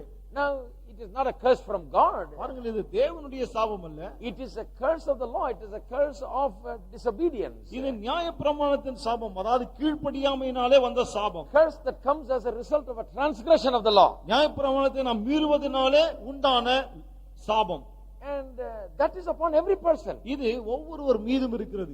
Every person is obligated to go under that curse of the law. ஒவ்வொருவரும் நியாயப்பிரமாணத்தின் சாபத்திற்கு கீழாய் போய் தான் ஆக வேண்டும். Nobody can be free from it. யாருமே அதிலிருந்து விடுதலையாக முடியாது. Everyone is under the law. ஒவ்வொருவரும் நியாயப்பிரமாணத்தின் கீழ் If you are இருக்கிறார்கள். born in this world, இந்த உலகத்தில் நீங்கள் பிறந்தால், whether you are a Jew or a Greek, நீங்க யூதரோ கிரேக்கரோ, it doesn't matter. அதெல்லாம் பெரிய விஷயம் For the கிடையாது. Jew, the 10 commandment is given. யூதருக்கு 10 கற்பனைகள் கொடுக்கப்பட்டிருக்கிறது. For the Gentile, the 10 commandment is there in the heart. புறஜாதிகளுக்கு 10 கற்பனைகள் இருதயத்தில் He இருக்கிறது. knows it in his conscience. தன்னுடைய மனசாட்சியில் அறிந்திருக்கிறார்கள். Everyone therefore is a transgressor. ஆகவே எல்லாருமே மீறுகிறவர்கள். Everyone born in this world is a transgressor. இந்த உலகத்தில் பிறக்கிற ஒவ்வொருவனும் மீறுகிறவனாக இருக்கிறான். Therefore, under obligation to the law, ஆகவே அவர்கள் நியாயப்பிரமாணத்துக்கு கடமைப்பட்டிருக்கிறார்கள். debt to the law, நியாயப்பிரமாணத்துக்கு கடனாளிகளாக under the இருக்கிறார்கள். curse of the law. நியாயப்பிரமாணத்தின் சாபத்துக்கு கீழாக And what இருக்கிறார்கள். did Christ do? கிறிஸ்து என்ன செய்தார்? He is the only one that was not under the curse of the law. நியாயப்பிரமாணத்தின் சாபத்தின் கீழே இல்லாத ஒரே ஒருவர் கிறிஸ்து தான். Now that is why we believe in the perfect life of Jesus. ஆகவேதான் கிறிஸ்துவினுடைய பூரணமான வாழ்க்கையை நாம் நம்புகிறோம். You know, many people think that is not so important. நிறைய பேர் நினைக்கிறாங்க அதெல்லாம் அவ்வளவு முக்கியம் இல்லை அப்படின்னு. Some people even believe that Christ, was not so perfect. சிலர் என்ன நம்புறாங்க, கிறிஸ்து அவ்வளவு ஒன்றும் பூரணம் கிடையாதுன்றாங்க. He's just a man. அவர் சாதாரண மனுஷன் If you are a man, you cannot be perfect. தான். ஒரு மனுஷனா இருந்தா பிறகு பூரணமா இருக்க முடியாது. If you are fully man, then you cannot be fully perfect. நீங்க பூரணமான மனுஷன் சொன்னா பிறகு பூரணமா இருக்க முடியாது. That's wrong. அது தவறு. Adam, before he sinned, he was a perfect man. ஆதாம் பாவம் செய்யறதுக்கு முன்னாடி அவனும் பூரணமான மனுஷனா தான் இருந்தான். To really be a real man does not mean that you have to be sinning also. பாருங்க, நிஜமான மனுஷன் சொன்னா கண்டிப்பா பாவம் செய்யணும்னு ஒண்ணும் கிடையாது. I say that because many Christians also believe that. ஏன் இப்படி சொல்லுன்னு சொன்னா நிறைய கிறிஸ்தவர்களும் இதை நம்புகிறார்கள். ஒருத்தர் சொல்றார், ஆமா பிரதர், பாவம் செய்யறேன், என்ன பண்றது, மனுஷன்னா பாவம் செய்வான். He thinks if you are a man, then you have to sin. அவர் என்ன நினைக்கிற, மனுஷனா இருந்தா கண்டிப்பா பாவம் செஞ்சு ஆகணும். That if you don't sin, then you are not a man. பாவம் செய்யலனா மனுஷனே இல்லன்னு நினைக்கிறார். No. கிடையாது. Adam was sinless. ஆதாம் பாவம் இல்லாதவனா தான் இருந்தான். Then only later on only he sinned. அப்புறம் தான் அவன் பாவம் He செய்தான். was perfect and he was man, real man. அவன் பூரணமா இருந்தான், அதே சமயத்தில் நிஜமா மனுஷனாவும் இருந்தான். Jesus was real man without sin. இயேசு கூட பாவம் இல்லாத நிஜமான ஒரு மனிதன் தான். We were all under the curse. நாம் எல்லாரும் சாபத்தின் கீழ் இருந்தோம். Therefore, none of us can redeem ourselves. ஆகவே நம்மள யாருமே நம்மை நாமே மீட்டுக் கொள்ள முடியாது. There's no way. வேற அதுக்கு வழியே கிடையாது. Someone that is not under the curse of the law and not obligated, not under debt to law, has to come and redeem us. நியாயப்பிரமாணத்தின் சாபத்துக்கு கீழ் இல்லாத ஒருவர், நியாயப்பிரமாணத்துக்கு கடன்படாத ஒருவர், அதுக்கு கடமைப்பட்டிராத ஒருவர், அவர்தான் வந்து நம்மை மீட்டெடுக்க வேண்டும். That is Jesus Christ. அவர்தான் இயேசு That Kristu. is why it says Christ has redeemed us from the curse of the law. ஆகவேதான் சொல்லுகிறான், கிறிஸ்து நியாயப்பிரமாணத்தின் சாபத்துக்கு நம்மை நீங்களாக்கி மீட்டுக் கொண்டார் என்று. He took our curse upon himself. அவர் நம்முடைய சாபத்தை தம்மீது சுமந்து கொண்டார். As it is written, cursed is everyone that hangeth on a tree. மரத்திலே தூக்கப்பட்ட எவனும் சபிக்கப்பட்டவன் என்று எழுதியிருக்கிறபடி. In the Old Testament times, in the ancient times, that was the way a cursed person was perceived. பழைய ஏற்பாடு நாட்களிலே, பண்டைய நாட்களிலே சபிக்கப்பட்ட ஒருவனை அப்படித்தான் அவர்கள் எண்ணினார்கள். He was hanging on a tree. அவன் மரத்தில் தொங்கிட்டு இருப்பான். And between heaven and earth. வானத்துக்கும் பூமிக்கும் இடையே. Not worthy to set foot on earth. பூமியில கால் வைக்கவும் தகுதி கிடையாது. Not worthy to go to heaven. பரலோகத்துக்கு போகவும் தகுதி இல்லை. Hanging in between. ரெண்டுத்துக்கு நடுவுல தொங்கிட்டு Cursed. சபிக்கப்பட்டவன். And when Jesus hanged on the cross for us, இயேசு சிலுவையிலே நமக்காய் தொங்கிய போது, he was taking our curse. அவர் நம்முடைய சாபத்தை அங்கே சுமந்தார். He became cursed for our sake. அவர் நம் நிமித்தம் சபிக்கப்பட்டவரானார். Took our curse. நம்முடைய சாபத்தை சுமந்தார். There is the strong teaching about how he took our place. இங்கே பாருங்கள், பலமாய் போதிக்கப்படுகிறது எப்படி நம்முடைய சாபத்தை அவர் சுமந்தார் என்று. Took the curse of the broken law. நியாயப்பிரமாணத்தை மீறினதினாலே வந்த சாபத்தை அவர் சுமந்தார். Every punishment that we deserved for breaking the law, he took it. நியாயப்பிரமாணத்தை மீறுகிறதினாலே நாம் பெற வேண்டிய ஒவ்வொரு தண்டனையும் அவர் சுமந்தார். The penalty of our sin, transgression, was laid upon him. நம்முடைய பாவத்துக்கான அந்த தண்டனை, அந்த மீறுதல் எல்லாம் அவர் மீது வைக்கப்பட்டது. Isaiah says it this way: the chastisement of our peace was laid upon him. ஏசாயா அதை இப்படி சொல்லுகிறான், நமக்கு சமாதானத்தை உண்டு பண்ணும் ஆக்கினை அவர் மீது வந்தது. And by his stripes we were healed. அவருடைய தழும்புகளால் குணமாகிறோம். It was our death, அது நம்முடைய மரணம், our punishment, நம்முடைய தண்டனை. the chastisement of our punishment was laid upon him. நமக்கு சமாதானத்தை உண்டு பண்ணும் ஆக்கினை அவர் மீது வந்தது. The beating that he got was ours. அவர் பெற்ற அடி நம்முடையது. The stripes was ours. அவருடைய தழும்புகள் நம்முடையது. The death was ours. அவருடைய மரணம் நம்முடையது. The Bible clearly teaches it. வேதம் மிக தெளிவாய் அதை போதிக்கிறது. So what did he do? அவர் என்ன செய்தார்?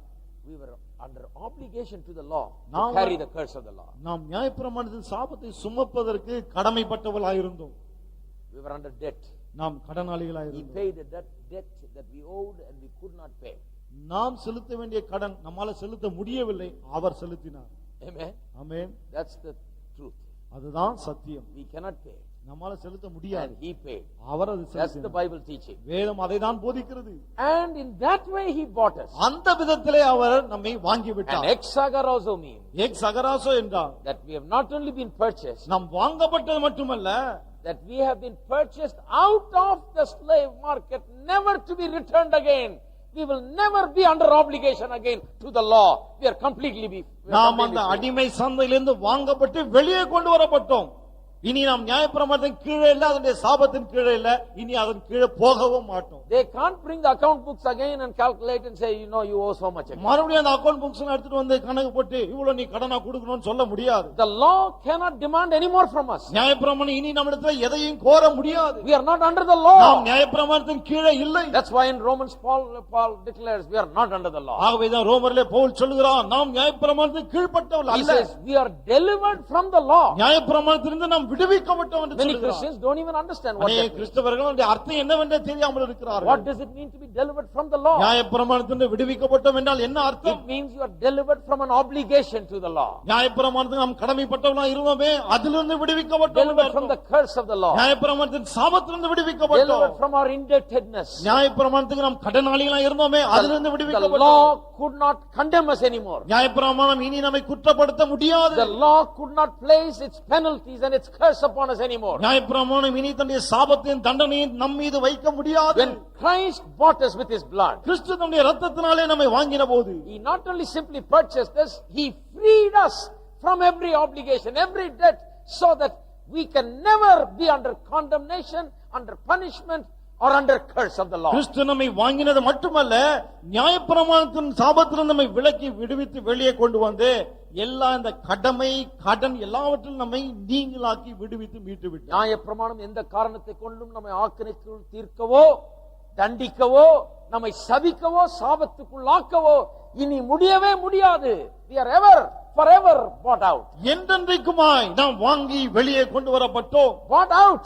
வெளியே கொண்டு வரப்பட்டோம். Debt has been wiped out. அந்த கடன் தீர்க்கப்பட்டு விட்டது. That is why after saying how we are delivered from the law in chapter 7 of Romans, in 8 he begins, there is now therefore no condemnation to them which are in Christ Jesus. ஆகவேதான் ரோமர் 7ஆம் அதிகாரத்திலே நியாயப்பிரமாணத்திலிருந்து எப்படி நாம் விடுவிக்கப்பட்டோம் என்று சொன்ன பிறகு 8ஆம் அதிகாரம் ஆரம்பிக்கும் போது சொல்லுகிறார், கிறிஸ்து இயேசுக்குள்ள இருக்கிறவர்களுக்கு ஆக்கின் தீர்ப்பு கிடையாது என்று. No condemnation. ஆக்கின் தீர்ப்பு கிடையாது. I was reading a book one day. ஒரு நாள் ஒரு புத்தகத்தை வாசிச்சிட்டு A இருந்தேன். writer who I like very much, and some other books of that person I have read and I really appreciate it. அவருடைய புத்தகங்கள் எனக்கு ரொம்ப பிடிக்கும். நான் நிறைய வாசிச்சிருக்கேன். அவருடைய மற்ற புத்தகங்களை வாசித்து நான் ரொம்ப பாராட்டினேன். But I was amazed that when I read about one particular book, ஆனா ஒரு குறிப்பிட்ட புத்தகத்தை வாசித்த போது he is talking about some kind of a curse hanging over our head for the last several generations. ஏதோ நம்ம தலை மீது ஏதோ ஒரு சாபம் பல தலைமுறையா நம்ம தலையில தொங்கிட்டு இருக்குதுன்னு எழுதுறாரு. Curses being carried on from generation to generation. தலைமுறையா இந்த சாபம் நம்ம தலை மேல இருக்குது. Even if you are believer, if you are redeemed, நீங்க விசுவாசியா இருந்தாலும் மீட்கப்பட்டு இருந்தாலும் அது இருக்குது. that curse is there. அந்த சாபம் இருக்கு.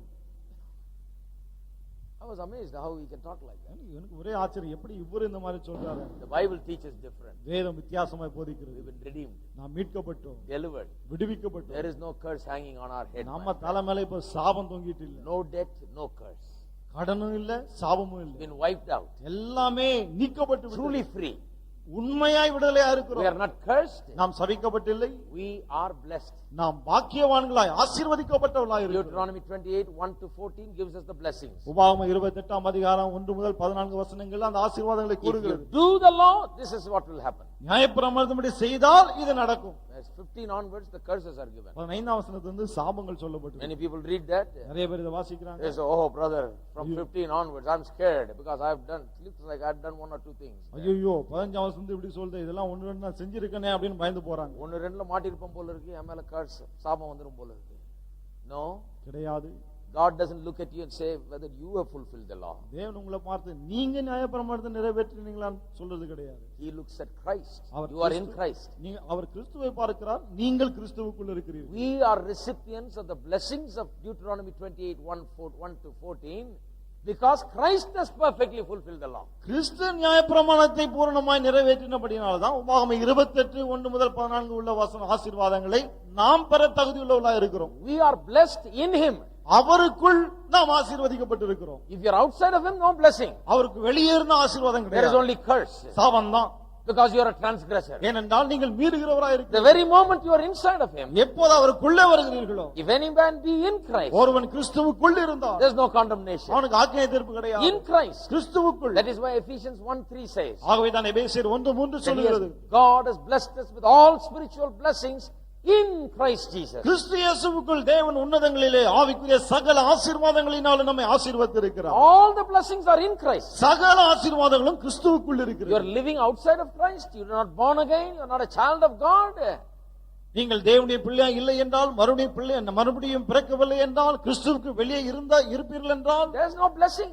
ஆசீர்வாதமே கிடையாது. Some people think, well, that preacher can bless me. சில நினைக்கிறாங்க அந்த பிரசங்கியார் என்ன They ஆசீர்வதிக்க say, முடியும். bless me, brother. என் ஆசீர்வாதிங்க பிரதர் போய் தலையை There's no கும்பிடுறாங்க. use me blessing you because you can't be blessed. நான் உங்களை ஆசீர்வதித்து பிரயோஜனம் இல்லை, ஏன்னா நீங்கள் ஆசீர்வதிக்கப்பட முடியாது. There is no blessing outside of Christ. கிறிஸ்துவுக்கு வெளியே ஆசீர்வாதமே கிடையாது. Outside of Christ is only curse. கிறிஸ்துவுக்கு வெளியே சாபம் மட்டுமே Every இருக்கிறது. man is under the dark cloud of a curse. ஒவ்வொருவனும் சாபம் என்ற அந்த கார் மேகத்தின் கீழே இருக்கிறான். Inside of Christ, we are completely free from curse. கிறிஸ்துவுக்குள்ளேயோ நாம் முற்றிலும் இந்த சாபத்திற்கு நீங்களா We இருக்கிறோம். are blessed. நாம் ஆசீர்வதிக்கப்பட்டிருக்கிறோம். Even though we are not perfect, in Christ we are perfect. நாம் பூரணராய் இல்லாதிருந்தாலும் கிறிஸ்துவுக்குள்ளே பூரணராய் இருக்கிறோம். God sees Christ. தேவன் கிறிஸ்துவை He பார்க்கிறார். sees us in Christ. அவர் நம்மை கிறிஸ்துவுக்குள்ளே He காண்கிறார். blesses us with the blessings of Deuteronomy 28:1-14 because he sees Christ and we are in him. கிறிஸ்துவை அவர் காண்கிறார், நாம் அவருக்குள்ளே இருக்கிறோம். அதனாலதான் உபாகமம் 28:1 முதல் 14 வரை உள்ள ஆசீர்வாதங்களினாலே நம்மை What is ஆசீர்வதிக்கிறார். the blessing? அந்த ஆசீர்வாதம் என்ன?